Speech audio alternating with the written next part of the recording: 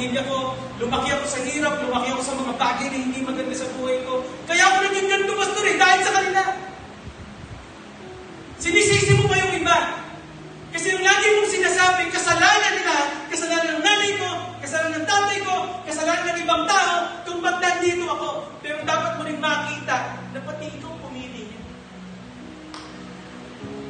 Meron tayong mga pagkakamali at hindi tayo perfecto.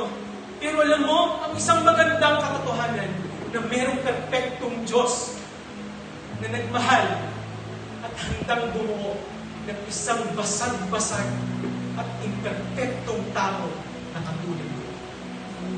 Makasalanan, madumi, maraming mga bagay na nagawa sa buhay na hindi maganda. Pero itong Diyos, naghihintay, na katulad ng isang tatay na naghihintay sa pagdating ng kanyang isang anak na umalis ng matagal na panahon. Hinahantay niya ang kanyang anak sa pagbabalik. At nais niyang sabihin sa iyo, handa kitang patawarin, handa kitang iligtas, handa kitang gawing anak muli, handa kitang bigyan ng maayos na simula, pero dapat mo maintindihan, kailangan mong bumalik sa akin.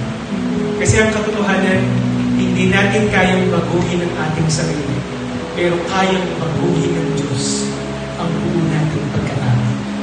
At balang araw, nais ng Panginoon na makasama kanya sa kanyang kaharian ang walang hanggan. Ang tanong, sa pag-imbita ng Diyos sa iyo, nais mo bang makipag-isa kay Kristo? Nais mo bang maging tunay